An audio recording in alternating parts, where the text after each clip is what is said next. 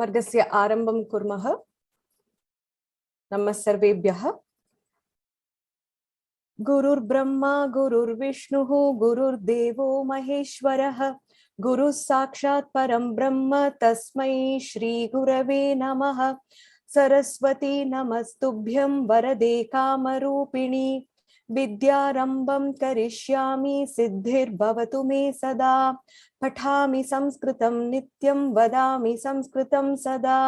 ध्यायामि संस्कृतं सम्यक् वन्दे संस्कृतमातरम्। हरिः ओम। श्री गुरुभ्यो नमः। हरिः ओम। हरिः ओम। नमः सर्वेभ्यः स्वागतम्। अद्य वयं शिक्षा वर्गस्य आरम्भं करिष्यामः।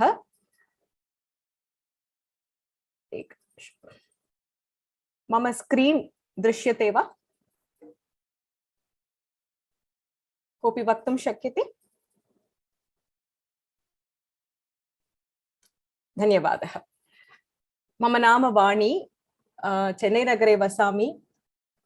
5 वर्षात् पूर्वं संस्कृत पठनम् आरम्भं कृतवती। गतवर्गे पाठनम् अपि आरम्भं कृतवती। प्रथमं प्रवेश पाठितवती, अनन्तरं परिचय। अद्य वयं शिक्षा पाठनम् आरम्भं कुर्मः। गुरुकृपया सर्वे निश्चयेन वर्गम् आगच्छन्तु, क्रमेण पठन्तु। बहु उत्तम भाषा संस्कृत भाषा। सन्तोषेण पठन्तु, अभ्यासं कुर्वन्तु, क्रमेण प्रतिदिनं पठन्तु इति मम प्रार्थना। प्रथमं शिक्षा स्थिरे के सन्ति इति वयं पश्यामः। समानमेव यदा परीक्षा मध्ये व्याकरणविषयः, सन्धिः, सूक्ति, सुभाषितानि, काव्यकथा, अन्वयरचना वयं परीक्षां मध्ये पठितवन्तः। समानं शिक्षा मध्ये अपि सन्ति। व्याकरणं शत्रुप्रत्ययः, शानच् प्रत्ययः, सति सप्तमी इति व्याकरण त्रिभेदाः वयं पठिष्यामः। सन्धिः परीक्षां मध्ये स्वरसन्धिः वयं पठितवन्तः। व्यञ्जनसन्धि, विसर्गसन्धि शिक्षा मध्ये। 10 सूक्तयः, 10 प्रहेलिकाः, 20 सुभाषितानि, काव्यकथा, शिशुपालवधं, किरातार्जुनीयम् इति 5 कथाः सन्ति। अन्वयरचना भगवद्गीता प्रथम अध्यायात् वयं पठिष्यामः। अन्वयरचना परीक्षां मध्ये अपि वयं कृतवन्तः। संक्षेप्य रामायणे वयं कृतवन्तः। समानं भगवद्गीतातः वयं करिष्यामः। लौकिकन्यायः इति नूतनविषयाः सन्ति।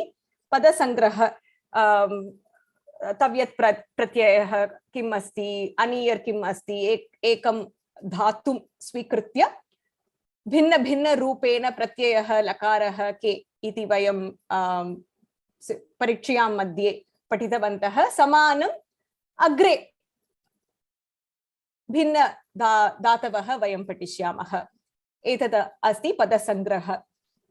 अनन्तरं 10 श्लोकाः, अन्यविषयाः अपि सन्ति। संग्राह्यविषयः इति संस्कृतभाषायाः के गुणाः सन्ति, अत्र विशेषणं किम् अस्ति इति लघुरूपेण दत्तमस्ति। वर्गे वयं प्रथमं व्याकरणं सन्धिः पठिष्यामः। किमर्थं चेत् सुभाषितं, काव्यकथा, अन्वयरचना एतत् त्रयम् अनेकानि सन्धयः भवन्ति। सन्धि पठित्वा एव सुभाषितस्य पदविभागः, सन्धि किम् इति ज्ञातुं शक्यते।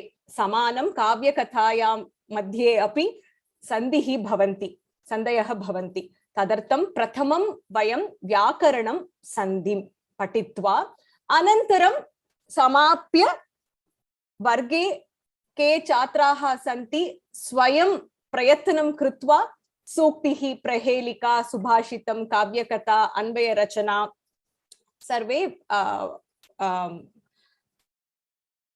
वर्गम् आगत्य पाठयन्तु। संग्राह्य विषयः स्वयमेव पठितुं शक्यते। यदि वीडियो ऑन अस्ति चेत् कृपया ऑफ कुर्वन्तु। धन्यवादः। अलमेलु भगिनी, भवत्याः वीडियो ऑन अस्ति, ऑफ कर्तुं शक्यते वा?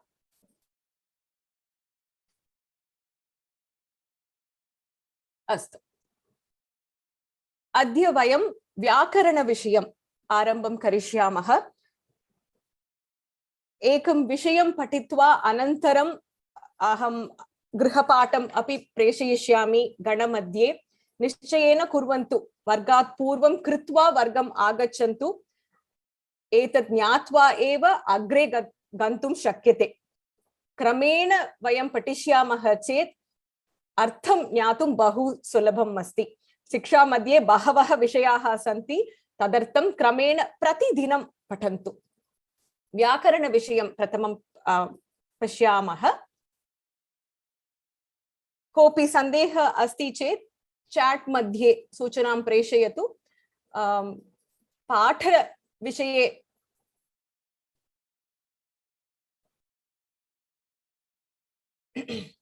पाठविषये सन्देहः सन्ति चेत् वर्गात् अनन्तरं 5-10 निमिषम् अहं ददामि, अनम्यूट् कृत्वा पृच्छन्तु। व्याकरणं प्रथमपाठे शत्रुप्रत्ययः इति प्रत्ययः पुल्लिङ्गपदम् अत्र दत्तमस्ति। अत्र पश्यतु, प्रातिपदिकं, that is the root word, एतत् स्वीकृत्य प्रत्ययः त्रयम् अस्ति। एतत् किं? सुप्रत्ययः। सुप्रत्ययः इत्युक्ते सुबन्तः, नामपदं। रामः, रामौ, रामाः। अत्र प्रातिपदिकं किं? प्रातिपदिकं राम इति पदमस्ति। नदी शब्दम् अस्ति चेत् अत्र प्रातिपदिकं, that is the root word, अत्र नदी। समानं लता शब्दः, पठत् शब्दः इति बहवः शब्दाः सन्ति। अत्र सुबन्तप्रत्ययः, सुप्रत्ययः, एतत् नामपदमस्ति, which is the noun।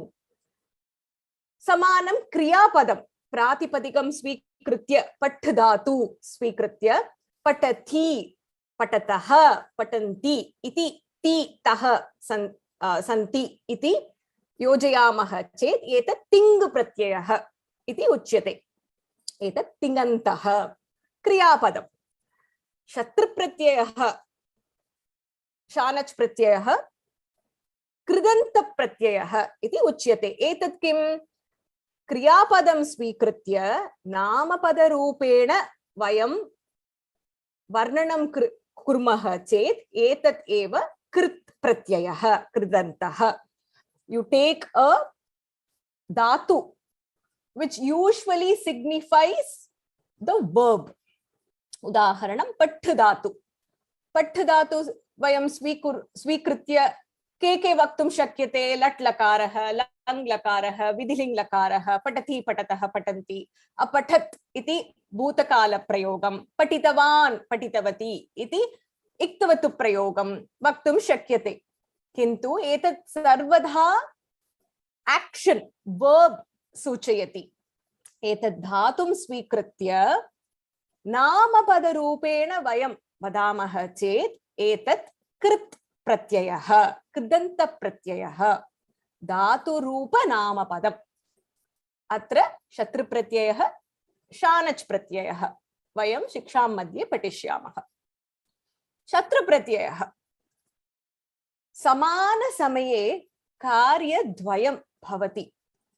अस्मिन् लोके, इतस्तनलोके सर्वदा वयं मल्टीटास्किंग इति कुर्मः। एककार्यं कुर्वन् समानसमये अन्यकार्यं भोजनं वयं खादामः समानसमये दूरदर्शनं पश्यामः यदि चलनं गच्छामः चेत् चलनसमये दूरवाण्या सम्भाषणं कुर्मः अथवा गीतं शृण्मः एतत् समानसमये कार्यद्वयं भवति चेत् एतत् शत्रुप्रत्ययः शानच् प्रत्ययः इति उच्यते अत्र भेदं किम् इति पठित्वा अग्रे शत्रुप्रत्यय विस्ताररूपेण वयं पठिष्यामः यदि धातु परस्मैपदी धातुः अस्ति एतत् शत्रुप्रत्ययः इति उच्यते अत्र उच्चारणं सम्यक् शृणोतु शत्रु नास्ति शत्रुत्र शत्रु becomes enemy this is शत्रु प्रत्ययः परस्मैपदी धातुः उदाहरणानि वयं जानीमः बहवः धातवः के वयं पठितवन्तः सर्वे मुख्य धातवः अधिकाधिकं परस्मैपदी धातुः एव पट् धातु लिक् धातु दाव् धातु इति एतत् सर्वे परस्मैपदी धातु यदि समानसमये कार्यद्वयं भवति अत्र प्रत्ययः प्रयोगं कुर्मः चेत् परस्मैपदी धातु अस्ति चेत् शत्रुप्रत्ययः इति उच्यते आत्मनेपदी धातु अस्ति चेत् शानच् प्रत्ययः आत्मनेपदी धातु उदाहरणानि सर्वे जानीमः वा वन्द् धातु सेव् धातु भाष् धातु इति आत्मनेपदी धातु अस्ति चेत् एतत् शानच् प्रत्ययः इति उच्यते अत्र पठ् धाव् काद् इति परस्मैपदी धातुः सन्ति धातवः सन्ति तदर्थं समानसमये कार्यद्वयं भवति चेत् अस्माकं वर्णनं कथं भवति शत्रुप्रत्ययः उपयुज्य भवति वन्द् सेव् भाष् इति कम्प् इति धातवः सन्ति चेत् धातवः भेदः किम् अत्र आत्मनेपदी धातु चेत् अत्र शानच् प्रत्ययः इति उच्यते प्रथमं परस्मैपदी धातुः पठित्वा अग्रे आत्मनेपदी धातुः वयं पठिष्यामः परस्मैपदी धातुः पठ् धातु एतत् क्रियापद धातुः अस्ति धातुं स्वीकृत्य नामपदरूपेण वर्णनं कथं भवति एतत् एव कृदन्ताः इति उच्यते कोऽपि सन्देहः अस्ति वा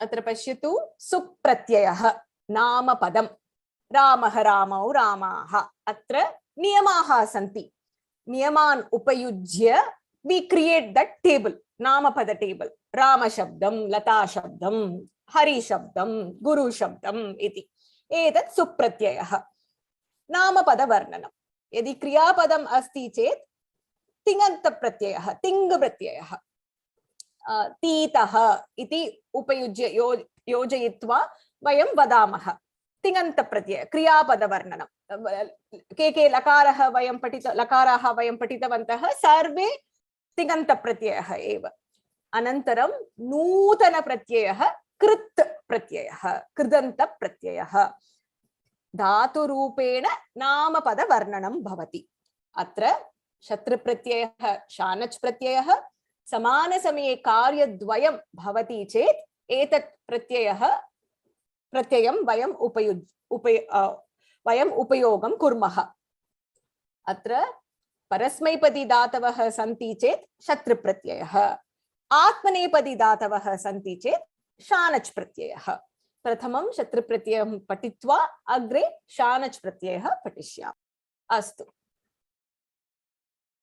एकनिमिषम्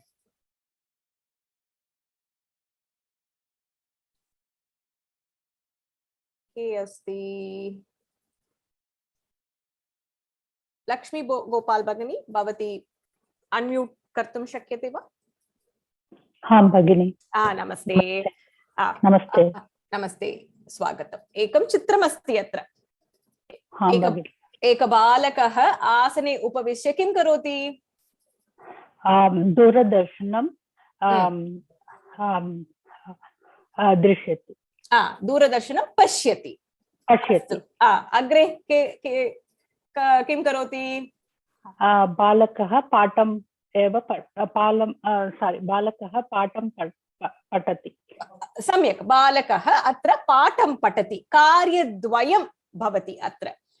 अन्य एक बालिका अस्ति। बालिका किं करोति? दूरदर्शनं पश्यति। अग्रे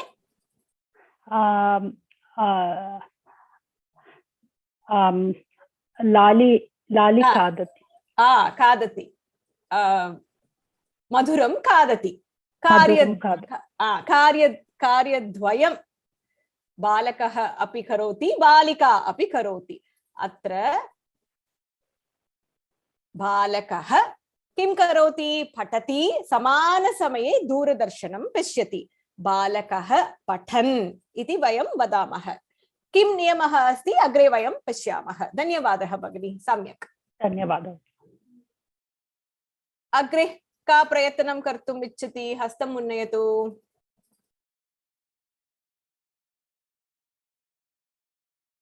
भवानी भगिनी अस्ति वा?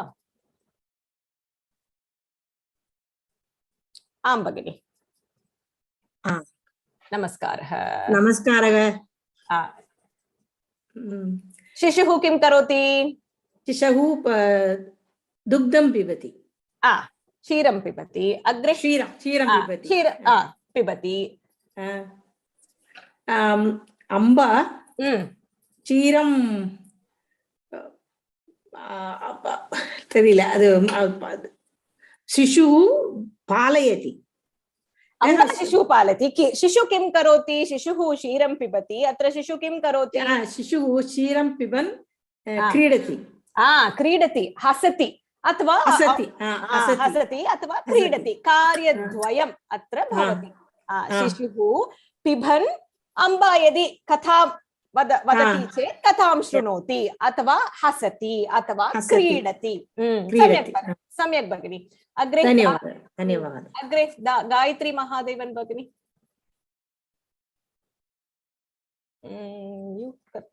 एकनिमिषम्।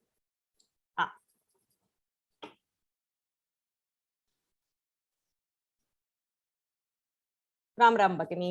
नमस्ते भगिनी। नमस्ते। एका महिला अस्ति, किं करोति? महिला श्लोकं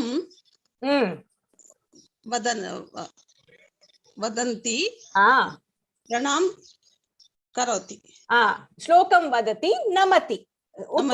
उत्तमं। श्लोकं वदति, समानसमये महिला वदति अथवा नमति। किं करोति? महिला नमन्ती श्लोकं वदति इति वयं वदामः। नियमः के इति अग्रे वयं पश्यामः। अहं कार्यद्वयं कथं भवति इति उदाहरणम् एव इदानीं वदामि। सम्यक् भगिनी। अग्रे प्रिया महेश भगिनी।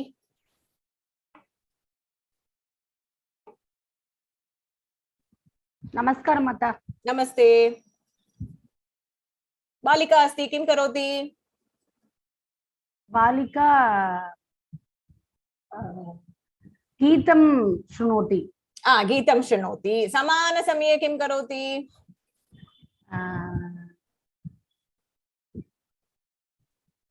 चलति। बालिका चलति। उत्तमं। बालिका चलति, समानसमये गीतं शृणोति। बालिका गच्छन्ती गीतं शृणोति अथवा चलन्ती गीतं शृणोति। सम्यक् भगिनी, धन्यवादः। अस्तु। महालक्ष्मी भगिनी, अग्रे। वाहनं चलति।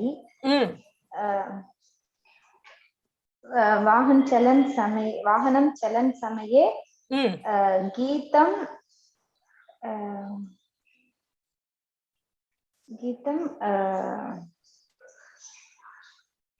गीतं शृणोति। वाहनं गीतं शृणोति वा? गीतं शृणोति न। वाहनं गीतं न शृणोति। वाहनं किं करोति? यदि वयं वाहनं चलामः चेत् वाहनं चलति, चलति शब्दं करोति खलु शब्दं करोति शब्दं करोति वाहनं शब्दं करोति अत्र वाहनं चलति समानसमये शब्दं करोति अत्र यानं वाहनं समानमेव समानशब्दाः यानं गच्छत् शब्दं करोति मार्गे गच्छत् शब्दं करोति इति नपुंसकलिङ्गपदमस्ति अत्र नियमाः सन्ति अग्रे वयं पश्यामः धन्यवादः भगिनी सम्यक् धन्यवादः उमा भगिनी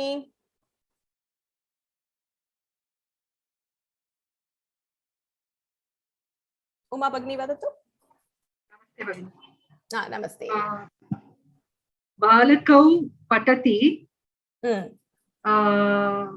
बालकौ भवति चेत् पठति वा पठतः सम्यक् पठतः बालकः पठतः बालकौ हसतः बालकौ हसतः पठतः हसतः पठन्तौ हसतः अत्र मित्रम् इति प्रयोगं किमर्थं चेत् अत्र नपुंसकलिङ्ग उदाहरणम् अस्ति अत्र मित्रं वदत् ते वदन्ति पाठमपि पठन्ति पठति तदर्थं मित्रं वदत् पाठं पठति सम्यक् भगिनि धन्यवादः अग्रे वयं नियमाः पश्यामः कार्यद्वयं परस्मैपदिधातु अस्ति चेत् प्रातिपदिकम् अत्र पठत् इति भवति यदि टिप्पणी पुस्तकम् अस्ति चेत् पुस्तकमध्ये लिखन्तु भिन्न भिन्न सेक्शन कृत्वा लिखन्तु सर्वं व्याकरणं मिलित्वा लिखन्तु अग्रे सन्धि सर्वे मिलित्वा लिखन्तु keep separate sections and then write it together so revision and homework will be easier for you to segregate प्रातिपदिकम् अत्र पठत् इति अस्ति यदि पुल्लिङ्गपदम् अस्ति चेत् बालकः पठन् दूरदर्शनं पश्यति स्त्रीलिङ्गपदम् अस्ति चेत् बालिका पठन्ती दूरदर्शनं पश्यति नपुंसकलिङ्गम् अस्ति चेत् मित्रं पठत् दूरदर्शनं पश्यति समानम् अस्ति पठन् पठन्ती पठत् इति भवति नियमाः भिन्न भिन्न रूपेण भवति प्रथमं वयं परस्मैपदी धातुः पुल्लिङ्गपदं पश्यामः कथं भवति धातुं स्वीकृत्य लट् लकारः कथं भवति पठ् धातु अस्ति चेत् पठति इति एकवचनं पठति पठतः पठन्ति ह्रस्वं पठन्ति अत्र पश्यतु पठन्ती अस्ति चेत् शत्रुप्रत्ययः पठन्ति इति ह्रस्वरूपेण ति भवति चेत् एतत् लकाररूपं पठति बहुवचनं किं पठन्ति अत्र ति त्यजतु त्यक्त्वा पठन् इति भवति खादति अस्ति चेत् बहुवचनं किं खादन्ति ति त्यक्त्वा खादन् धावति धाव धातु रन् धावति अस्ति चेत् धावन्ति ति त्यक्त्वा धावन् इति भवति बहु सुलभम् अस्ति शत्रुप्रत्ययः प्रथमा विभक्ति एकवचन रूपम् एकः बालकः अस्ति कार्यद्वयं समानसमये करोति अत्र एतत् कार्यद्वयस्य वर्णनं वयं कुर्मः चेत् कथं भवति किं कार्यं करोति एकं कार्यं स्वीकृत्य धातु किं पश्यतु एतत् धातुं स्वीकृत्य धातोः लट्लकारस्य बहुवचनं किम् इति स्मृत्वा ति त्यजतु त्यक्त्वा अनन्तरं किं शब्दः वयं पश्यामः एतत् एव शत्रुप्रत्ययः पुल्लिङ्गः प्रथमा विभक्ति एकवचनम् अस्तु अग्रे स्नेहा भगिनी अहम् अन्म्यूट् करोमि भवती प्रयत्नं कर्तुं शक्यते वा पठति इति किं भवति शत्रुप्रत्ययः पठति पठन् भवति पठन् इति भवति एकनिमिषम् अग्रे खादति खादति खादन् खादन् सम्यक् अग्रे धावति धावति धावन् धावन् सम्यक् नमति नमति नमन् नमन् सम्यक् अग्रे वदति वदति वदन् वदन् सम्यक् अग्रे स्मरति स्मरति स्मरन् स्मरन् धन्यवादः भगिनी अग्रे पार्वती भगिनी धन्यवादः सम्यक् पार्वती भगिनी भवती वदतु अग्रे नमो गच्छति नमः महोदय नमस्ते गच्छन् गच्छन् सम्यक् अग्रे आगच्छति आगच्छन् आगच्छन् वहति वहन् वहन् समापयामः चलति चलन् चलन् सम्यक् पश्यति पश्यन् पश्यन् अत्र माता एक सन्देहः अस्ति स्मरति स्म र अनन्तरं नत्वं भवति न भवति न यदि नकारः एक शब्दस्य अन्तिमरूपेण भवति चेत् नकारः नकार ओके ओके पठति धन्यवादः माता सम्यक् भगिनि पठति पठन् खादन् धावन् नमन् वदन् स्मरन् गच्छन् आगच्छन् वहन् चलन् पश्यन् एतत् सर्वे किम् अस्ति म्यूट् करोतु भगिनि धन्यवादः एतत् सर्वे किम् अस्ति एतत् सर्वे शत्रुप्रत्ययः पुल्लिङ्गपदं प्रथमा विभक्ति एकवचनम् अस्ति अत्र वाक्य प्रयोगं किं करोति पठति लिखति अत्र कार्यद्वयम् अस्ति एकवाक्यं विशालं भगिनी नमस्ते नमस्ते माता अत्र कोऽपि अस्ति पठति समानसमये लिखति सर्वदा रामः बालकः मा वदतु अन्य नामपदं स्वीकरोतु किन्तु एक नियमः किम् एतत् शब्दः पुल्लिङ्गपदम् एव भवति अत्र पठतु पठति अस्ति लिखति अस्ति एकवाक्यं वदतु कृष्णः पठन् लिखति किं पठति पाठं पठति किं लिखति पाठं लिखति पाठं पठं गृहपाठं लिखति अत्र कर्मपदम् अपि वक्तुं प्रयत्नं करोतु कृष्णः पाठं पठन् कृष्णः पाठं पठन् गृहपाठं लिखति गृहपाठं लिखति सम्यक् भगिनि अग्रे रुक्मिणी भगिनी धन्यवादः माता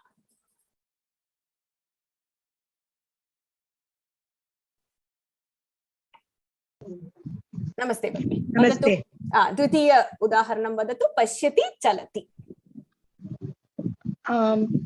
कृष्णः पश्यन् चलति किं पश्यति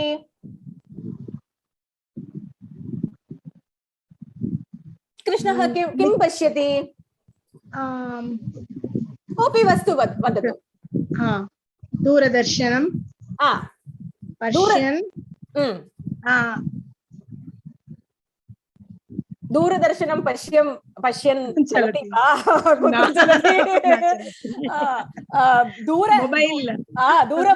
दूरवाणी पश्यन् वाणी मार्गे चलति अत्र दूरवाणीम् इति कर्मपदं सर्वदा कर्मपदम् अस्ति चेत् विभक्ति का दूरवाणीं कर्मपदम् अस्ति चेत् सर्वदा द्वितीया विभक्तिरूपेण एव भवति कृष्णः दूरवाणीं पश्यन् कुत्र चलति मार्गे चलति सम्यक् अग्रे मीनाक्षी भगिनी नमस्ते नमस्ते स्वागतम् लिखति पाठयति अध्यापकः लिखन् पाठयति किं लिखति अध्यापकः पाठं लिखन् कवितां लिखन् पाठयति कवितां लिखन् पाठयति सम्यक् सम्यक् प्रयत्नं धन्यवादः गोमती भगिनी अग्रे वदतु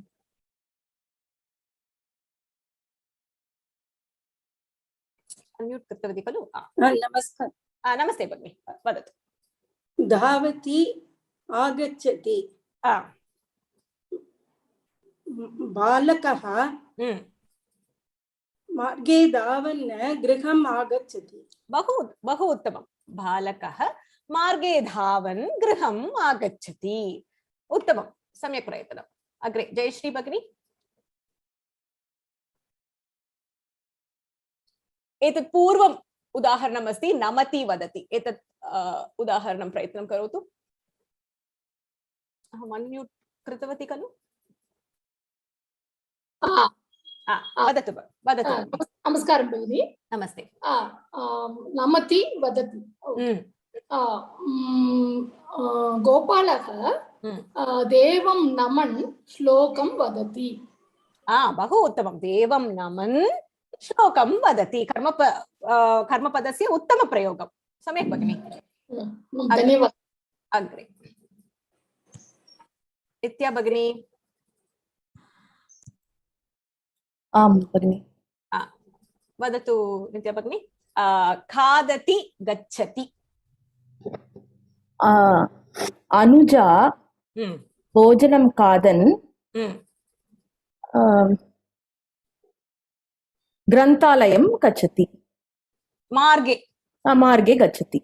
मार्गे ग्रन्थालयं गच्छति अपि उत्तममेव। अत्र गम् धातु अस्ति चेत् अत्र द्विकर्मक धातु अस्ति।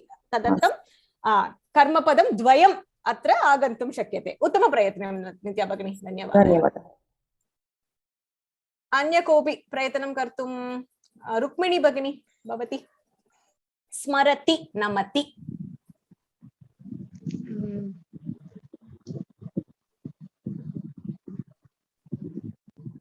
रामः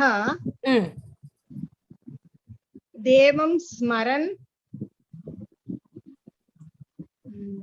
मन्दिरं स्मरन्। सम्यक् एव। अग्रे वदतु। नमति। मन्दिरम् इति प्रयोगम् अत्र कथं भवति? उत्तममेव। श्लोकं स्मरन्। रामः श्लोकं स्मरन् देवं नमति।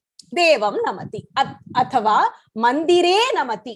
भवती प्रथमं किम् इन् द टेम्पल इति भवति खलु? तदर्थं सप्तमी मन्दिरे नमति। In the temple thinking of God और thinking of the shloka he is praying इति।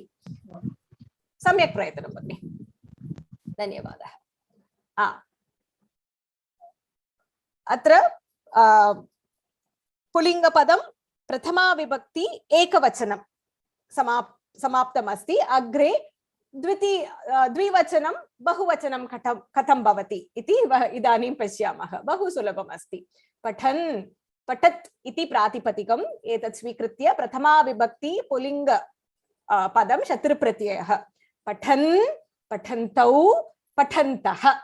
भवान् शब्दं सर्वे जानीमः खलु? भवान् भवन्तौ भवन्तः। यदि संस्कृतभाषायाः सम्भाषण शिबिरं गच्छामः चेत् प्रथमं भवान् भवन्तौ भवन्तः इति अस्माभिः ज्ञातव्यं। पठन् पठन्तौ पठन्तः। खादन् खादन्तौ खादन्तः। एकवचनं द्विवचनं बहुवचनं। एकः छात्रः अस्ति। एकः छात्रः किं करोति? पठति लिखति। कथं वदामः? छात्रः पठन् लिखति। अग्रे द्वौ छात्रौ स्तः। तौ पठतः लिखतः। छात्रौ पठन्तौ लिखतः। बहवः छात्राः सन्ति अस्माकं वर्गे। ते किं कुर्वन्ति? पठन्ति समानसमये श्रुत्वा लिखन्ति। छात्राः पठन्तः लिखन्ति। पठन् पठन्तौ पठन्तः। खादन् खादन्तौ खादन्तः। धावन् धावन्तौ धावन्तः। धातुं स्वीकृत्य प्रथमा विभक्ति पूर्णरूपम् एकवचनं द्विवचनं बहुवचनम्। अग्रे उदाहरणं पश्यामः। बहु सुलभमस्ति। का वदति? अन्य कोऽपि काभिः न उक्तं प्रयत्नं कुर्वन्तु। Those who have not unmuted till now, can you try?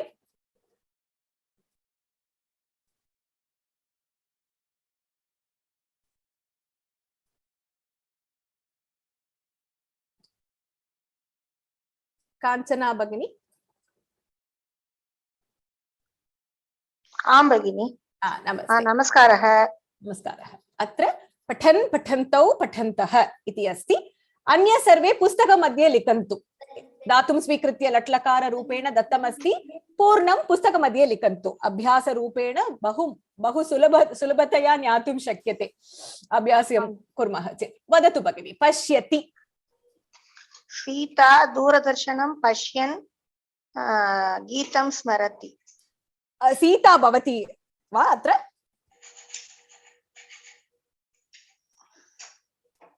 will Sita come there पश्यन्ति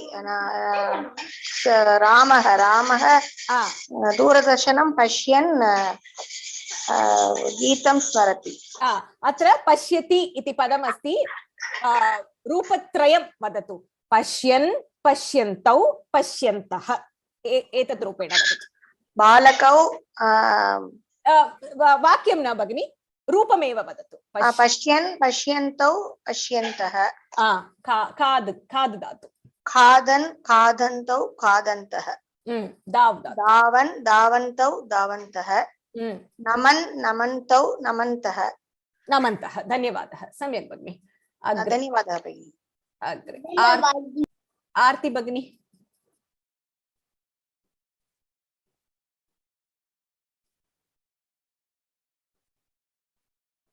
आरती भगिनी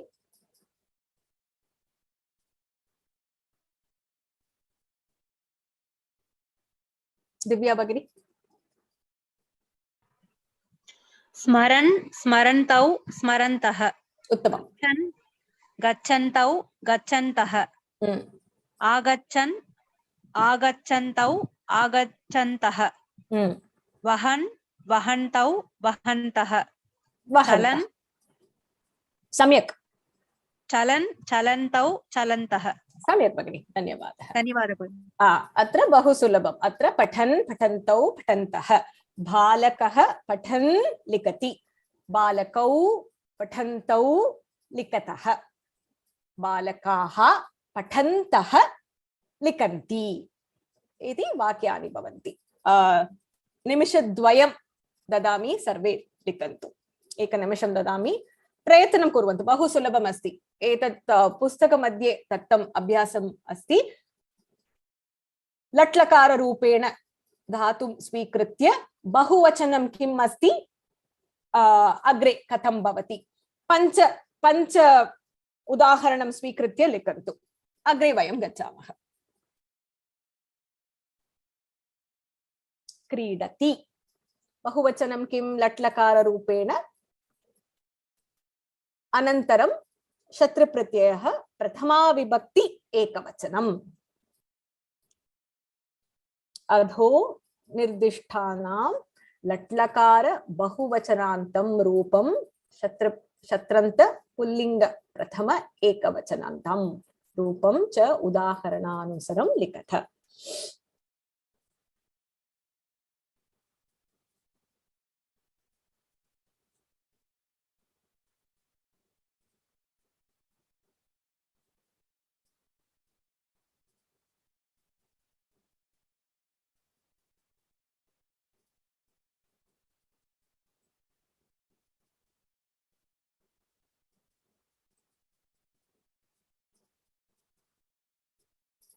बहु सुलभम् अस्ति क्रीडन्ति क्रीडन् नमन्ति नमन् इति समानरूपेण कुप्यन्ति कुप्यन् प्रविशन्ति प्रविशन् अग्रे सरामः अन्य एकवचनं बहुवचनं कथं भवति वक्तुं शक्यते वा का प्रयत्नं करोति उमा भगिनी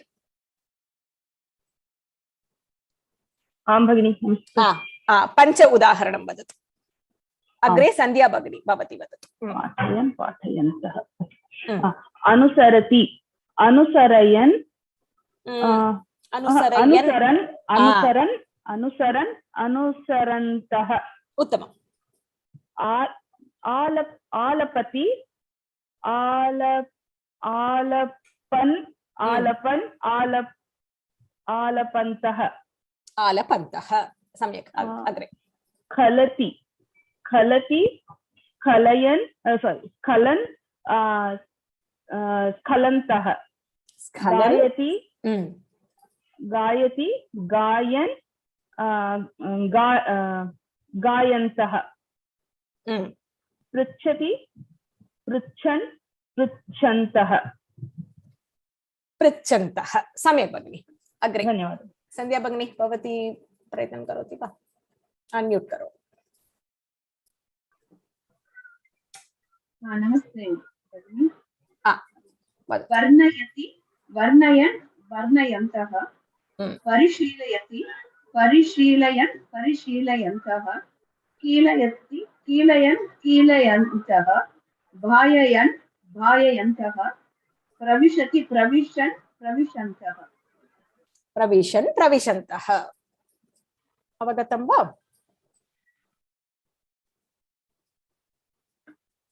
पठन् पठन्तौ पठन्तः समानं पृच्छन् पृच्छन्तौ पृच्छन्तः अग्रे का प्रयत्नं करोति कया न कृतम् अद्य अन्य कोऽपि हस्तम् उन्नयतु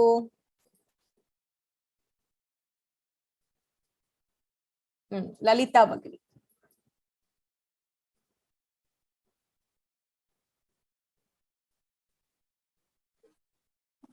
नमस्ते भगिनी नमस्ते वाक्यद्वयं प्रयत्नं करोतु अत्र एकनिमिषम् अत्र शिशुः धावति पतति कार्यद्वयमस्ति शिशुः शत्रुप्रत्यय उपयुज्य शिशुः धावन् पतति he is running and then he falls down अग्रे अस्तु अस्तु अनुजः आगच्छन् वदति पिताः पश्यन् पृच्छति पिताः अस्ति वा अत्र पिता पिता पश्यन् पृच्छति पृच्छति वदतु पृच्छति पृच्छति पिता पृच्छति पिता पश्यन् पृच्छति सम्यक् भगिनि धन्यवादः अग्रे अग्रे के सन्ति किं न कया न कृतं सुजाता भगिनी वैद्यमहोदय अस्ति खलु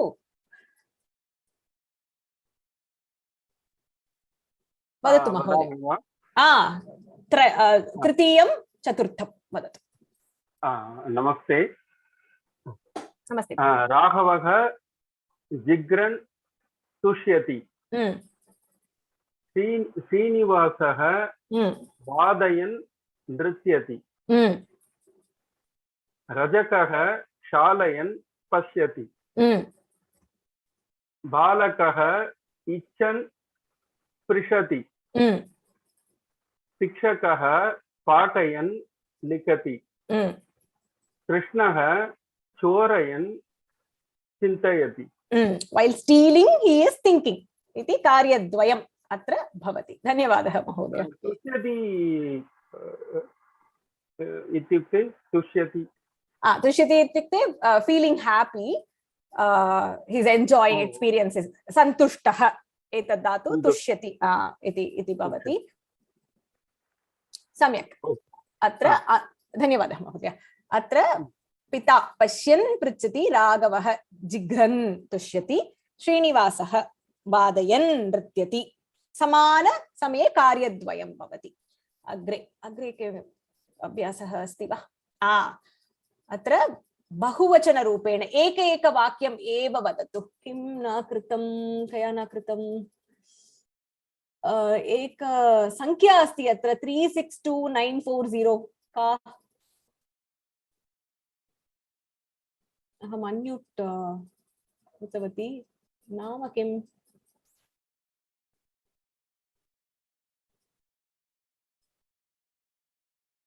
हेमवल्ली भगिनी भवती प्रयत्नं करोति वा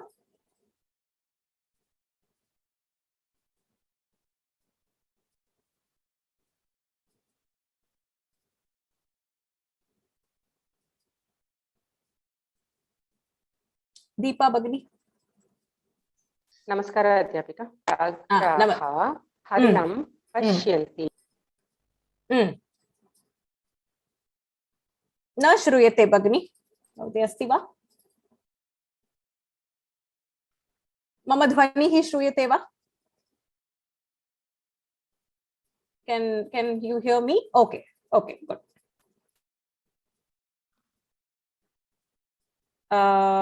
हेमवली भगिनी न श्रूयते। अग्रे काचित् दीपा भगिनी अस्ति वा?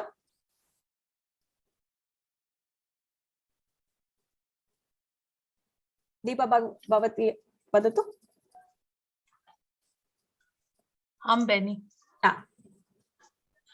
व्याघ्राः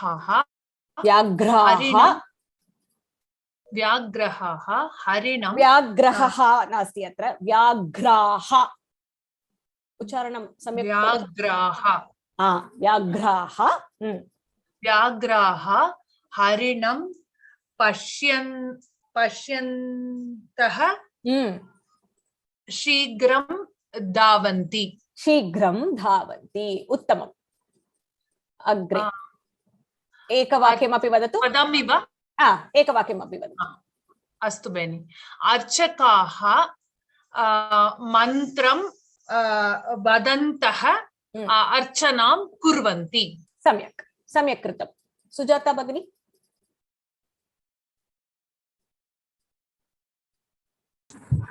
मणिजी, नमस्ते मणिजी। नमस्ते। वाक्यद्वयं करोतु। धीवराः जालं प्रसारयन्तः गीतं गायन्ति। सम्यक्। बालकाः आसन्दे उपविशन्तः पुस्तकं स्वीकुर्वन्ति। सम्यक्।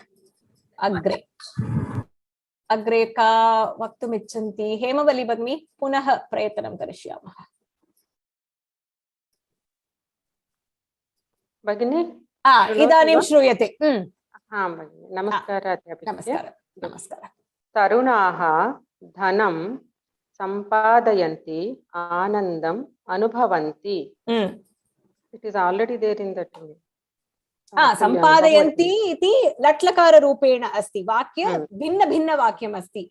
चित्रप्रत्यय उपयुज्य योजनं करणीयम्। अत्र तरुणाः। अस्तु महोदय। तरुणाः धनं सम्पादयन्तः आनन्दम् अनुभवन्ति। सम्यक्। अग्रे अध्यापकाः पाठं बोधयन्तः प्रश्नान् पृच्छन्ति। सम्यक् कृतं। धन्यवादः। अत्र प्रथमा विभक्ति रूपं किम् अस्ति? पठन्, पठन्तौ, पठन्तः। तदर्थं पश्यन्तः, वदन्तः, प्रसारयन्तः, उपविशन्तः, सम्पादयन्तः, बोधयन्तः इति बहुवचनरूपं दत्तमस्ति। अग्रे अत्र कोऽपि सन्देहः अस्ति वा? अहम् अभ्यासं प्रेषयिष्यामि, अद्य अथवा श्वः प्रेषयिष्यामि, घणमध्ये स्थापयिष्यामि। कोऽपि सन्देहः अस्ति वा? बहु सुलभम् अस्ति। कार्यद्वयं समानसमये भवति चेत् शत्रुप्रत्ययः इति उच्यते। प्रातिपदिकं पठत् इति स्वीकृत्य धावत्, कुर्वत् इति स्वीकृत्य पठन्, पठन्ति, पठत्। कथं? लिङ्गत्रयं, पुल्लिङ्गपदं, स्त्रीलिङ्गपदं, नपुंसकलिङ्गपदं। शत्रुप्रत्यय पुल्लिङ्गपदम् एकवचनं, प्रथमा विभक्ति। लट्लकार बहुवचनं, प्रथमपुरुषः बहुवचनं। पठति अस्ति चेत् पठन्ति इति भवति। ति त्यक्त्वा पठन्, खादन्ति, खादन्, धावन्ति, धावन् इति भवति। अग्रे पूर्णरूपं किं? प्रथमा विभक्ति पठन्, पठन्तौ, पठन्तः। एकवचनं, द्विवचनं, बहुवचनम्। अवगतं पश्यामः। प्रतिवर्गे फेब्रुवरी मासे, मार्च मासे केवलं व्याकरणं सन्धिम् एव वयं कुर्मः। तदनन्तरं सन्धिं समाप्य अग्रे प्रहेलिका, काव्यकथा, अन्वयरचना, सुभाषितं स्वयं पठित्वा वर्गम् आगत्य पाठयतु, छात्राः एव पाठयन्तु। सन्धि, सन्धि वयं परिचय मध्ये पठितवन्तः। सन्धि इत्युक्ते किम्? अत्र नियमान् अनुसृत्य वर्णनानां संहिताः। किम् अस्ति? You are joining to letters, you are not joining two shabdas, you are basically joining two letters. Etat eva sandhihi. The padam that comes in the front, which is the purva padam, anantaram parapadam. Purva padam parapadam yojanam kritva samhita padam iti bhavati. Etat asti joined word. Yojanam katham bhavati? Purva padasya antima aksharam parapadasya adi aksharam योजयित्वा। एक सन्धि नियमाः त्रयं। नूतन अक्षरम् आदेशरूपेण भवति, अथवा परिवर्तनं भवति, अथवा लोपः भवति, which is disappearance. लोपः स्वरसन्धिः मध्ये वयं न पठितवन्तः। एतत् भेदं नास्ति। नूतन अक्षरं भवति, न्यू लेटर comes there. परिवर्तनं भवति, it changes to something else. लोपः भवति, which is something goes away, it disappears. Etat त्रयः नियमाः। स्वरसन्धिः वयं पठितवन्तः। स्वरसन्धिः इत्युक्ते किं? पूर्वपदस्य अन्तिम अक्षरं परपदस्य अन्तिम अक्षरम्, अक्षरद्वयम् अत्र स्वराः अक्षराणि। कथम्? एतत् अच् सन्ति इति उच्यते। It's called as a to the swara akshara are called ach, so it's called ach sandhi or swara sandhi. Udaharanam kim? Vidya adikam alayah, a plus a, atra vidyalayah bhavati. Sarve janimah. Kim sandhi asti? Swara sandhi bhedam kim atra? Etat savarna dheergha sandhi. Shiksham madhye व्यंजन संधि विसर्ग संधि इति संधि द्वयं, नूतन संधि द्वयं वयं पठिष्यामः। व्यंजन अक्षराणि हल् अक्षराणि ह इति उच्यते, तदर्थं हल् संधिः इति उक्तम्। उदाहरणं जगत् प्लस जननी। अत्र इत् इति व्यंजन अक्षरम् अस्ति। इज् प्लस आर्, इट स्टार्ट्स विथ इज्। इज् इज आल्सो व्यंजन अक्षरम्, तदर्थं जगत् प्लस इज् जननी, सो इट बिकम्स जगत् जननी। नियमाः सन्ति, नियमाः वयं पठिष्यामः। विसर्गः अस्ति चेत् अत्र विसर्ग संधि इति उच्यते। संधि भेदाः, स्वर संधि भेदाः लघुरूपेण सवर्ण दीर्घ संधिः, गुण संधिः, वृद्धि संधिः, यण् संधिः, यान्तवान्तादेश संधिः, पूर्वरूप संधिः। नियमाः सर्वैः स्मृताः इति अहं चिन्तयामि। The different types of swara sandhi that we read in Parichaya. Savarna dheergha sandhi khatam bhavati? Laghu rupena a plus a or e plus e, u plus u, r plus r. Dheergha rupena a, e, u, r. Etat savarna dheergha sandhihi. Guna sandhihi. Purva padasya antima aksharam a athva a, anantaram parapadasya प्रथम अक्षरम आदि अक्षरम इ उ र लृ भवति चेत् ए ओ अर् अल् इति आदेश रूपेण भवति। एतत् गुणसन्धि।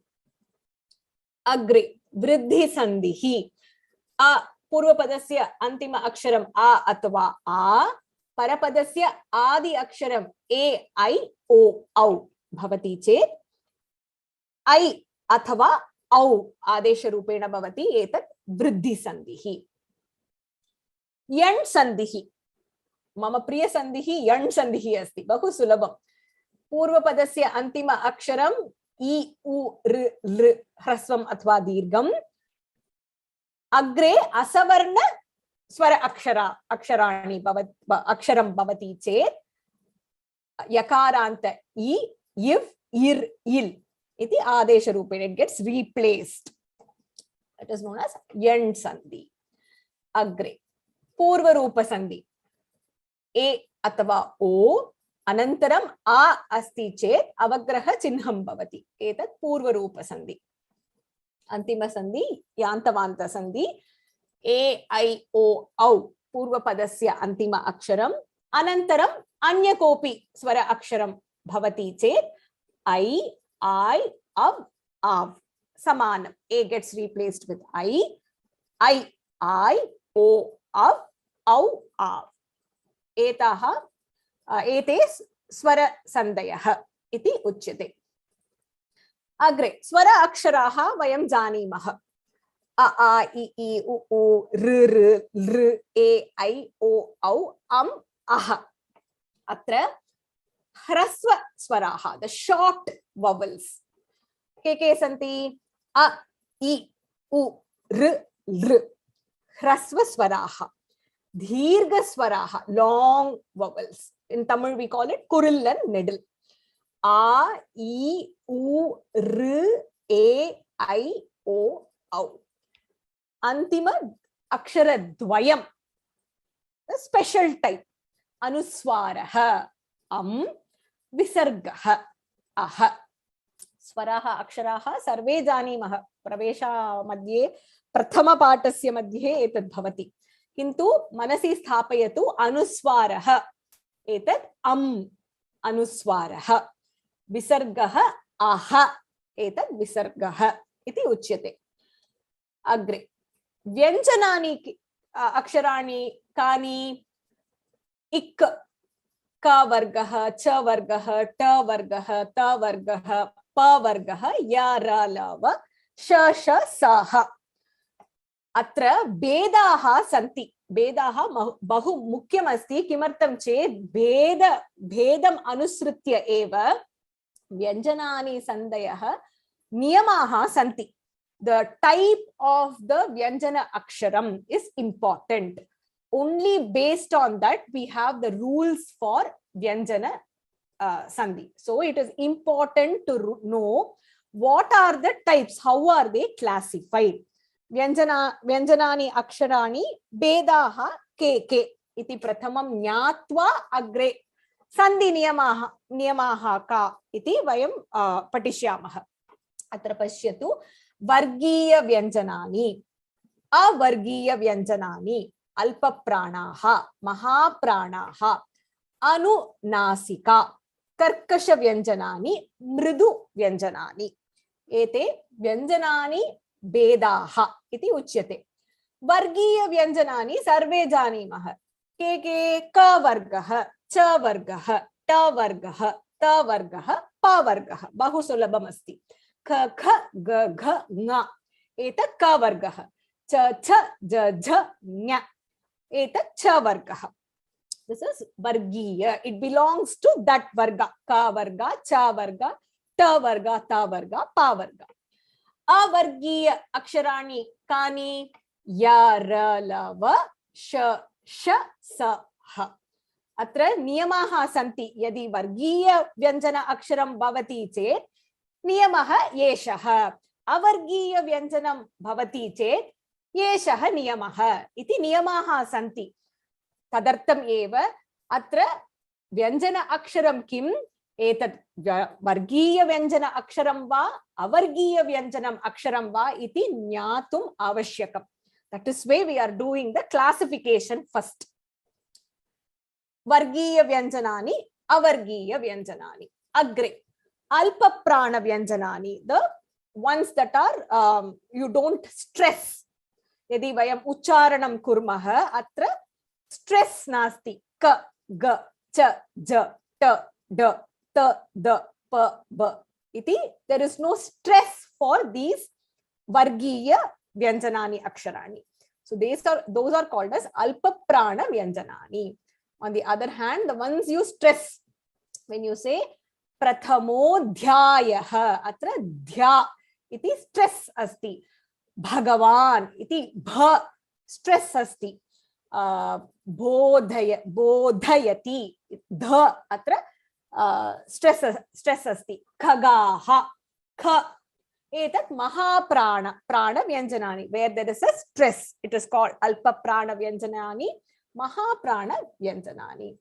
And then the anunasika, the ones from the nasika or the nasal consonants.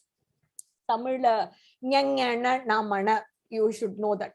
So these are the sound nasi, it comes from the nasika. Nasika taha dvanihi agacchati. Tadartam anu nasika vyanjanani. Ka cha ta ta pa vargiya vyanjanani svikritya antima aksharam atra anunasika vyanjanam iti uchyate. Alpaprana, mahaprana, anunasika. Alpaprana, the stress is not there on those vyanjana aksharani. Mahaprana, the stress is there. Anunasika, nasal consonants. Agre. Vargiya vyanjanani svikritya prathama dvayam, the first two, ka and kha, karkasha vyanjanani iti uchyate. Ka, kha, cha, cha, ta, tha, ta, tha, pa, pha. Samskrita bhashayam fa nasti. Phalam etat dosham asti. Phalam. Fa visargam asti chet eva fa iti ucharanam bhavati. Ka, kha, cha, cha, ta, tha, ta, tha, pa, pha. Anya sarve vargiya vyanjanani svikritya anya sarve traya aksharat trayam ga, gha, nga, ja, jha, nya, da, dha, na, da, dha, na, ba, bha, ma. Etani mridu vyanjanani, soft consonants. Karkasha vyanjanani, mridu vyanjanani iti uchyate. Etateva. Atra kopi prashnah asti va? Chat madhye. Vadatu Mahalakshmi Bhagini. Abhyasah asti pancha udaharanam. Atra iti kim asti? Anuswarah asti. Iti anuswarah. Swara Atra pashyatu hrasvah va dirghah va. Choice asti. Choice svikritya. hrasvah. Hrasvah nasti. Is dirghah. A, I, U, R, R. Etani eva hrasvaha. Anya sarve dirghaha. Aha. Kim asti? Anuswarah. Aha anuswarah. Samyak. Aha anuswarah va? Visargah. Visargah. Visargah. Nga. Kim asti?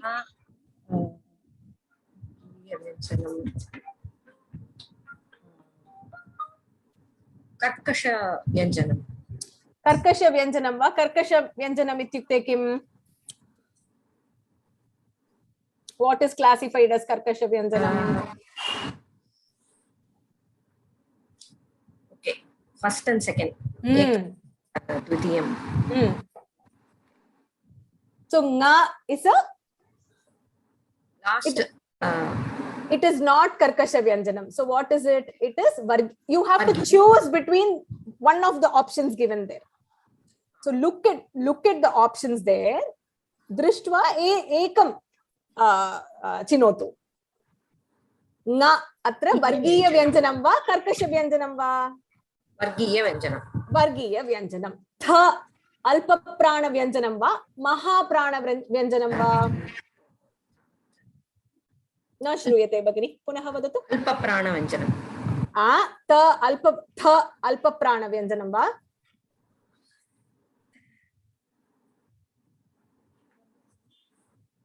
You stress, right?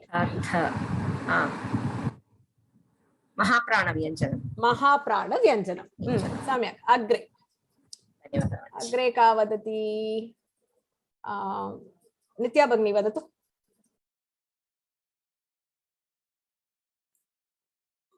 अग्रे वदतु. न मा इम् अस्ति अत्र. अनुनासिका व्यञ्जनम्.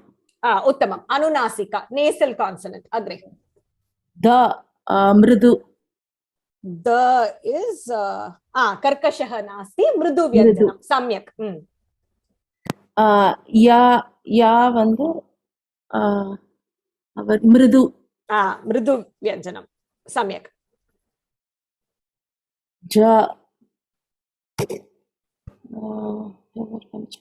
वर्गीय अल्पप्राण महाप्राणालय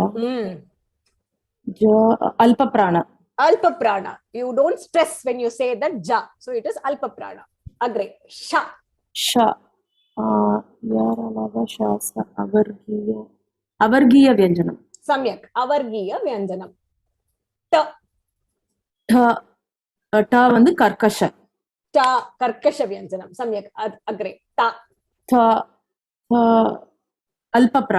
अल्पप्राण सम्यक् कृतम् पुनः अन्य कोऽपि पुनः करोतु एतत् अभ्यासं का प्रयत्नं कर्तुम् इच्छति भवानी भगिनी करोति वा पुनः करोतु क्लेशः अस्ति इति अहं चिन्तयामि अम् इति किम् अस्ति अम् इस् विसर्गः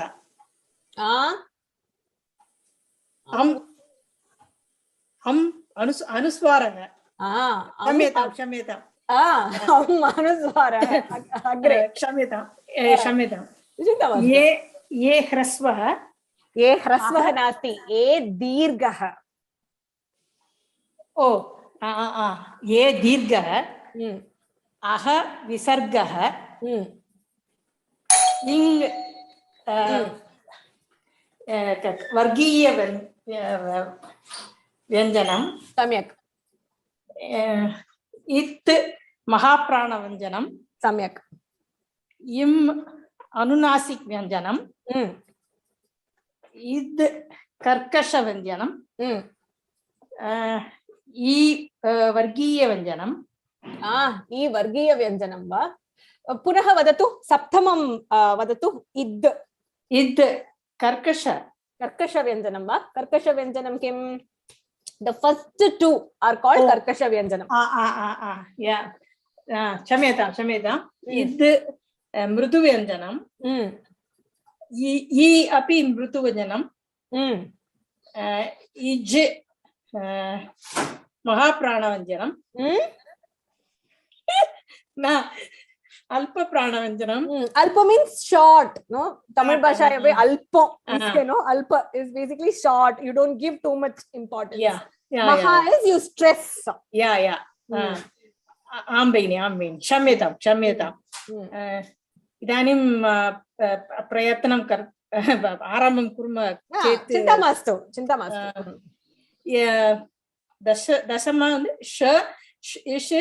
अवर्गीय व्यञ्जनं सम्यक् इट् कर्कश व्यञ्जनं सम्यक् इत् अल्पप्राणव्यञ्जनं सम्यक् कृतं धन्यवादः भगिनि एतत् बहु मुख्यम् अस्ति यदा अहं म्यूट् करोतु भवानी भगिनी धन्यवादः शिक्षा मध्ये सन्धिं पठितवती बहु क्लेशकरम् अनुभूतवती किमर्थं चेत् एतत् भेदाः ज्ञातुं एक द्विमासर अनन्तरम् एव अहं ज्ञातवती एतत् एव भेदाः सन्ति तदर्थम् एव नियमाः भिन्नभिन्नरूपेण भवन्ति इति एतं क्लेशं भवन्तः सर्वे न अनुभवन्ति इति कारणेन प्रथमम् एव वाट् इस् द क्लासिफिकेशन् इति मया दत्तम् एतत् भेदाः मनसि निश्चयेन स्थापयन्तु भेदाः के इति दृष्ट्वा एव नियमाः भवन्ति अत्र अनुनासिक व्यञ्जनम् अस्ति चेत् नियमः अस्ति विसर्गः अस्ति चेत् नियमः अस्ति अनुस्वारः अस्ति चेत् भिन्ननियमः अस्ति मृदु व्यञ्जनं वा कर्कश व्यञ्जनं वा इति भेदम् अत्र बहु मुख्यं प्रथमं भेदं स्थापयित्वा बहु सुलभरूपेण ज्ञातुं शक्यते अहं यदा पठितवती द्विमासस्य त्रिमासस्य अनन्तरम् एव एतत् एव भेदाः सन्ति वा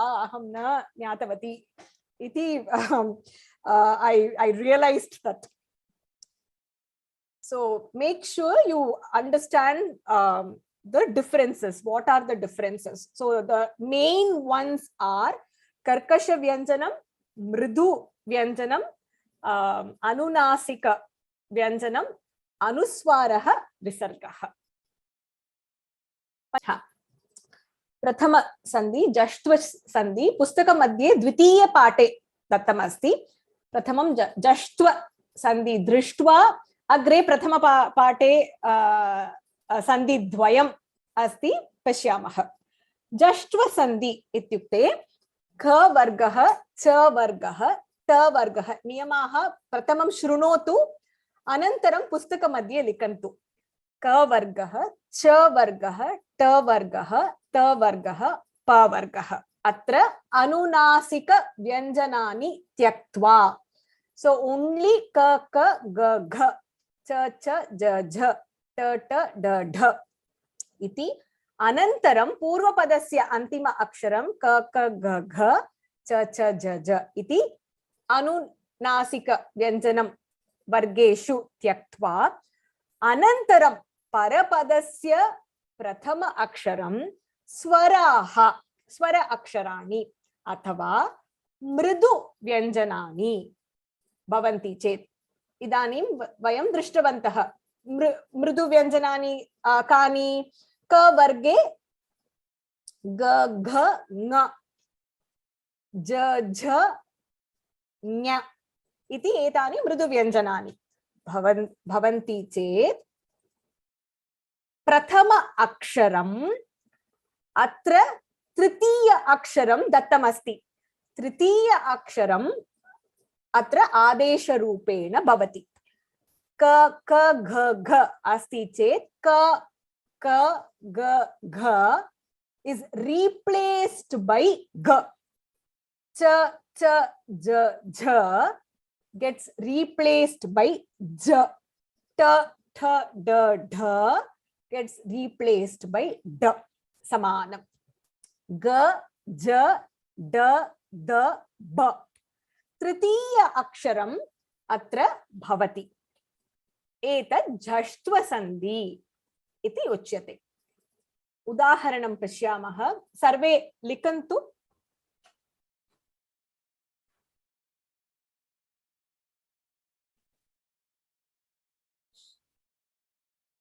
वर्गीय व्यञ्जनानि अनुनासिक अक्षरं त्यक्त्वा अनन्तरं स्वराः अथवा मृदु व्यञ्जनानि भवन्ति चेत् तृतीय अक्षरम् अत्र आदेशरूपेण भवति। ग ज ड द ब। उदाहरणं पश्यतु। वाक् अधिकम् ईशः। क इति क वर्गस्य अक्षरमस्ति। इ इति स्वर अक्षरमस्ति। तदर्थं वाक् प्लस् ईशः कथं भवति? वाग् प्लस् ईशः भवति। योजयित्वा वागीशः। द्वितीय उदाहरणम्। अच् अधिकम् अन्तः। च वर्गः इच्। अ पुनः स्वर अक्षरमस्ति। इच् स्थाने इज् भवति। अज् प्लस् अन्तः अजन्तः। तृतीय उदाहरणं। षट् प्लस् आननः। ट वर्गं प्रथम अक्षरम् इट्।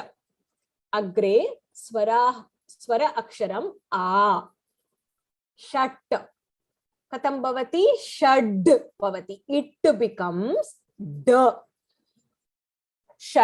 षड् अधिकम् आननः षडाननः। चतुर्थ उदाहरणं।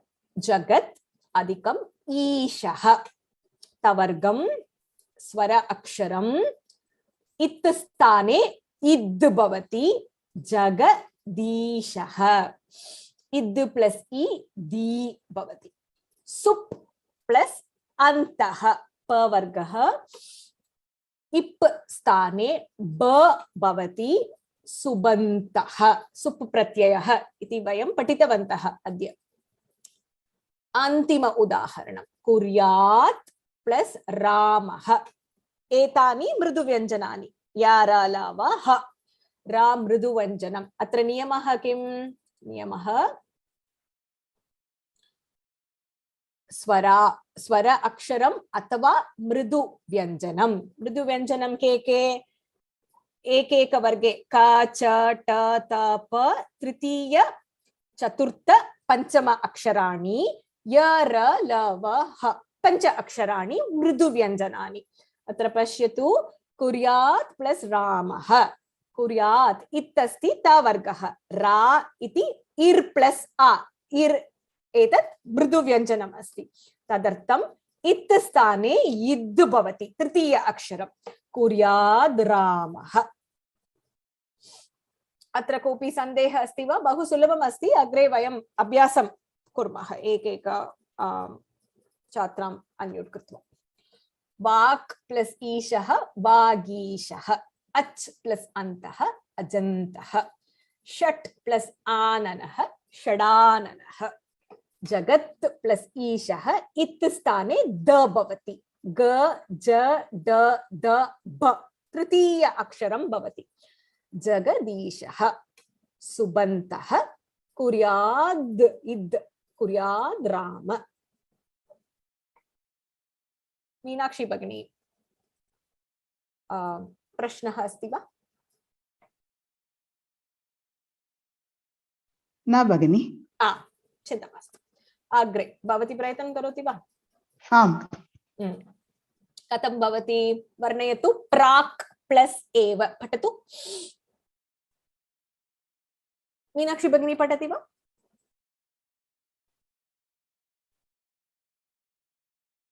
उमा भगिनी, उमा चंद्रशेखर।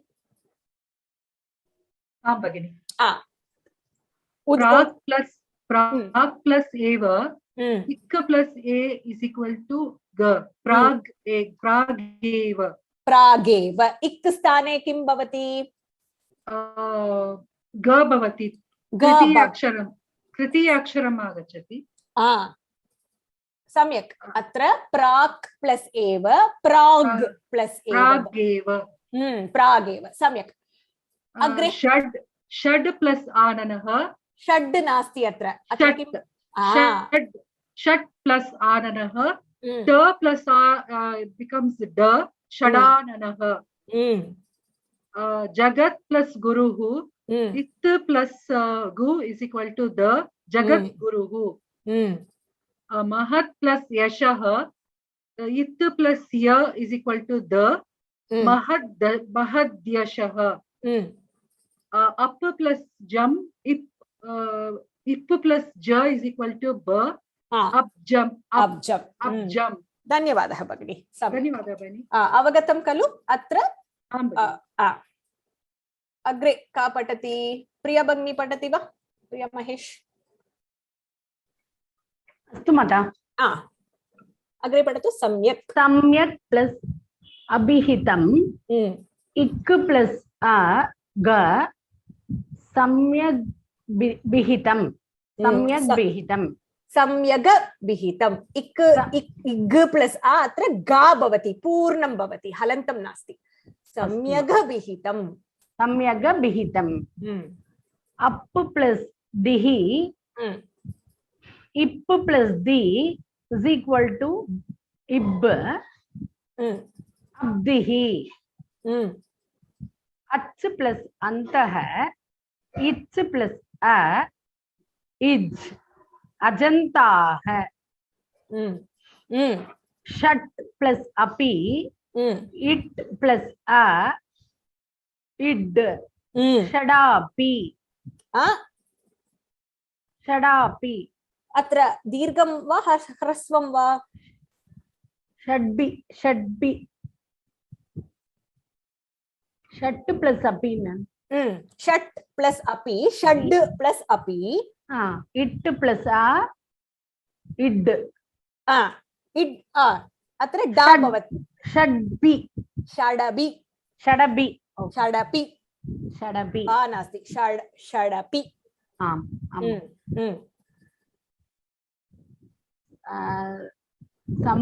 सम्राट् प्लस् इति, इट् प्लस् इ, सम्राटिति, सम्राडिति, सम्राडिति, इट् प्लस् इ, इड्, सम्राडिति, सम्राडिति। सम्यक्, अवगतं वा? अवगतम्। एतत् जष्ट्व सन्धि इति उच्यते।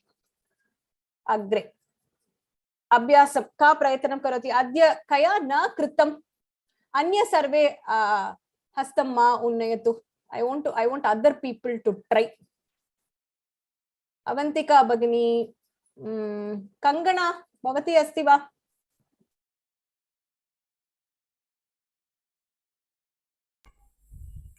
हाँ आचार्य। हाँ नमस्ते Kangana. उदाहरणद्वयम्। Yeah, the first question, right, ma'am? Okay. Dik plus ambaraha dikambarah. दिगम्बरः। इक् स्थाने किं भवति? सर दीर्घसन्धि सवर्ण दीर्घसन्धि। अत्र स्वर अक्षरं नास्ति खलु? इक् इस् व्यञ्जन अक्षरं, सो दिक् sorry yeah sorry ma'am koncha confused no problem school illaya unakku iniki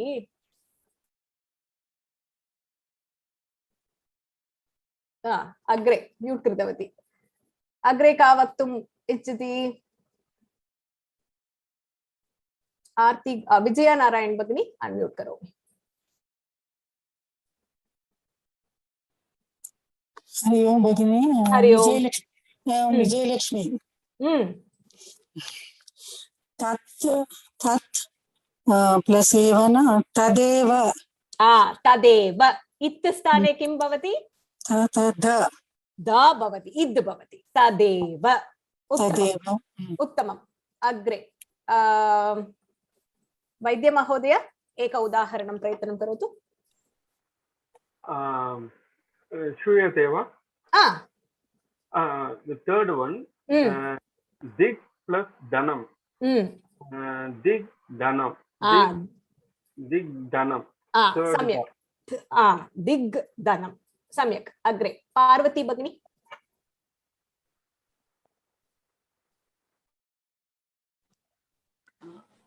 प्रावृट् plus जलम ट स्थाने ड भवति प्रावृट् जलम। प्रावृट् जलम। सम्यक्। आरती भगिनी।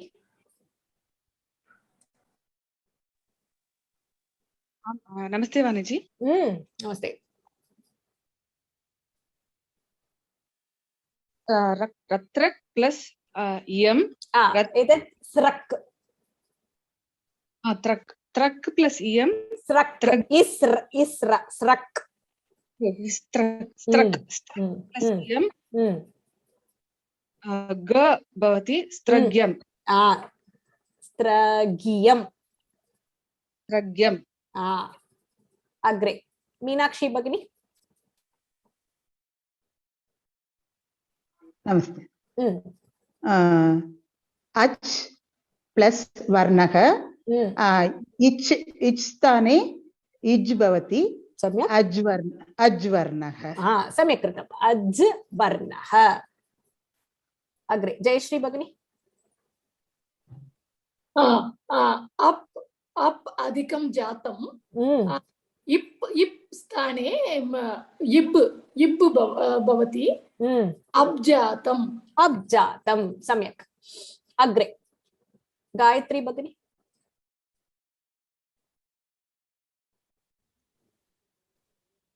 साम्राट् प्लस अस्ति इट् स्थाने इड् भवति साम्राट् अस्ति। साम्राट् अस्ति। साम्राट् अस्ति। सम्यक्। अग्रे दिव्या भगिनी। वदेत् प्लस इति इत् स्थाने इद् भवति वदे दिति। वदे दिति। सम्यक् भगिनी। धन्यवादः। उत्तमं। महालक्ष्मी भगिनी।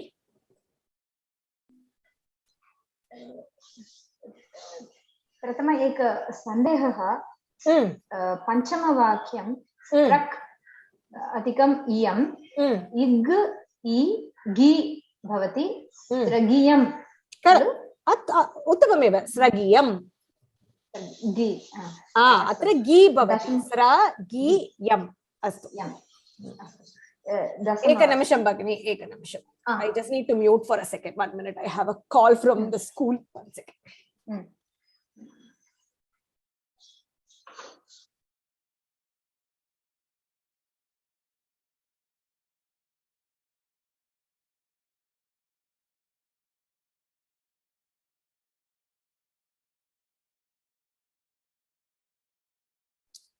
क्षम्यताम् मम ध्वनिः श्रूयते वा महालक्ष्मी श्रूयते प्लस् इयं स्रगियं दशम उदाहरणं षड् अधिकं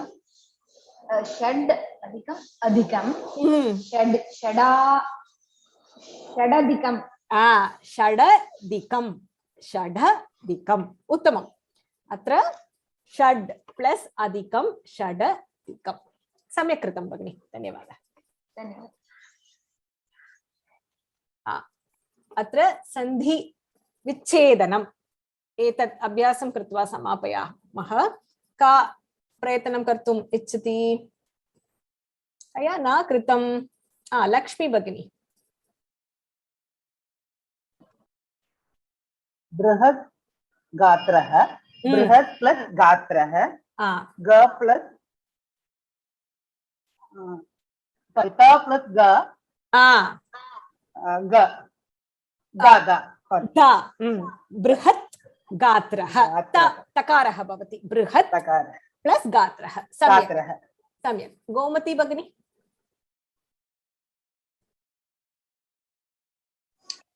धीमद्वरः धीमत् प्लस वरः सम्यक् अधिकं वरः धीमद्वरः त चेंजेस टू द सम्यक् अग्रे उमा भगिनी भगिनि वाग्बाणः वाक् प्लस् बाणः वाग्बाणः इक् स्थाने इग् इग् इग् भवति सम्यक् अग्रे अग्रे के सन्ति सिद्धार्थ मोहन इति कोऽपि अस्ति अहं अनम्यूट् करोमि वाक् प्लस् ईशः महत् प्लस् अस्ति षड् प्लस् षट् प्लस् अस्ति गोमती भगिनी कृपया म्यूट् करोतु धन्यवादः सिद्धार्थ मोहन इति कोऽपि अस्ति आं भगिनि कला भगिनी वा हाँ जी मधुरवाणी मोहन नमस्ते नमस्ते जी नमस्ते प्रथम पाठं वाक् स्वागतं या स्वागतं धन्यवादः वाक् प्लस् ईशः वागीशः वाक् अधिकम् ईशः वागीशः वागीशः सम्यक् धन्यवादः अग्रे महत् प्लस् अस्ति धन्यवादः भगिनि अन्य कोऽपि प्रयत्नं अन्य का प्रयत्नं कर्तुम् इच्छन्ति सुब्रह्मण्यं रामनाथ महोदय अन्म्यूट् करोति वा नमस्कारं भगिनी I'm Bhanu here ओ भानु भगिनी नमस्ते षट् प्लस वादने षड् वादने ट विल चेंज टू ड षट् प्लस वादने इट् टकारः भवति षट् प्लस वादने षड् वादने दीपा भगिनी धन्यवादः भगिनी दीपा भगिनी आं बेनि मधु लिण्डयति मधु लिड्डयते द द्वयम् अस्ति अत्र मधु लिड्डयते मधु लिड्डयते मधु लिट् प्लस डयते मधु लिट् अधिकं दयते सम्यक् अन्य के सन्ति मधुरामन् भगिनी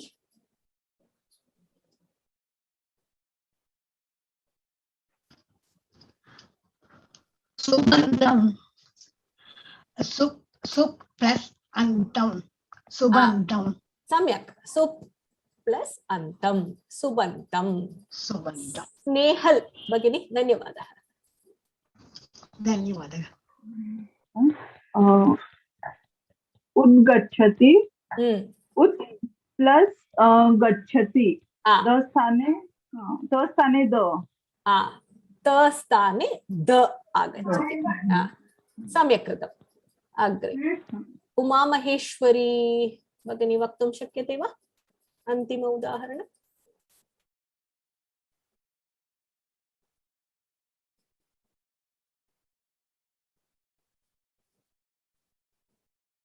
नित्या भगिनी वदतु अन्तिम उदाहरणम् अबादीनाम् अप् प्लस आदीनाम्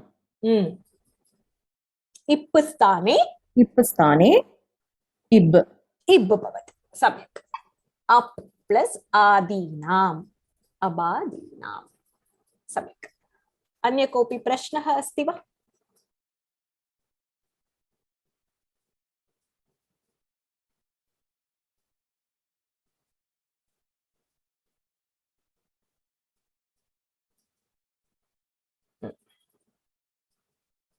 नियमः एव पुनः पश्यामः अत्र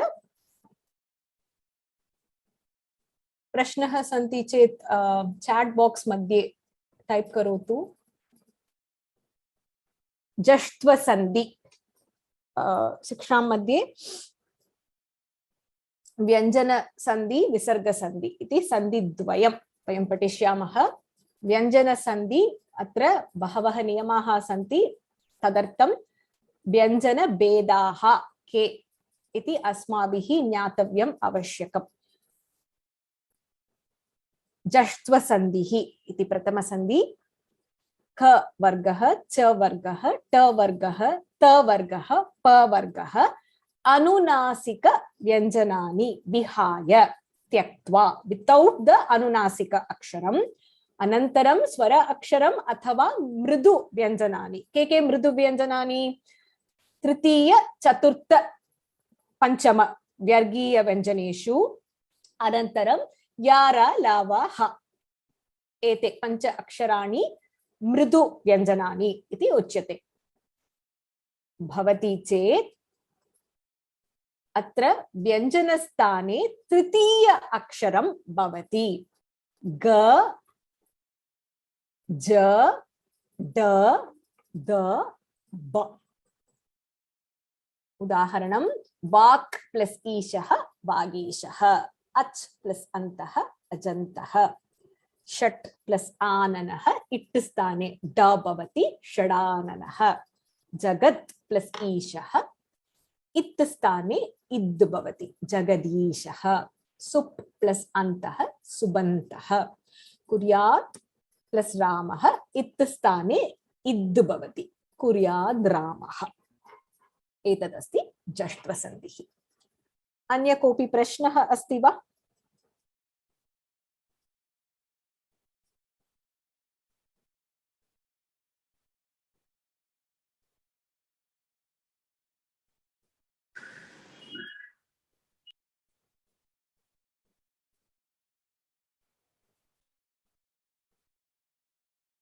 प्रश्नः नास्ति इति अहं चिन्तयामि अद्य वर्गं समापयामः अनन्तरम् अहं गृहपाठं प्रेषयिष्यामि संशयं प्रिया महेश मैम पूर्वं इंट्रोडक्शन मध्ये एकः प्रातिपदिकं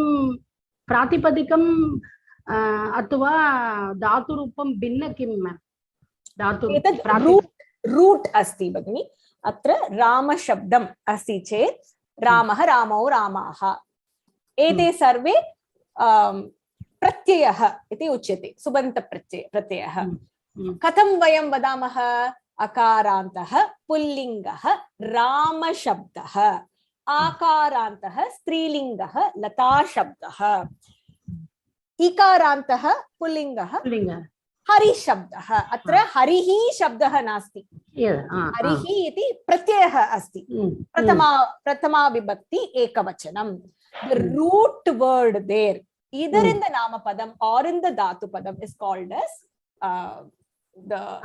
प्रातिपदिकम् इति उच्यते। प्रातिपदिकम् ओके अस्तु माता धन्यवादः। अस्तु भगिनि अस्तु वर्गं समापयामः। निश्चयेन गृहपाठान् कुर्वन्तु। प्रति सप्ताहे मंगलवासरे गुरुवासरे 10:30 on Tuesdays and Thursdays 10:30 is our class. In case there is a cancellation for some reason, I will put a note in the WhatsApp group. Om Purnamadah Purnamidam Purnat Purnamudachyate Purnasya Purnamadaya Purnameva Vasishyate. Om Shanti Shanti Shanti. Harihi Om Shri Gurubhyo Namaha.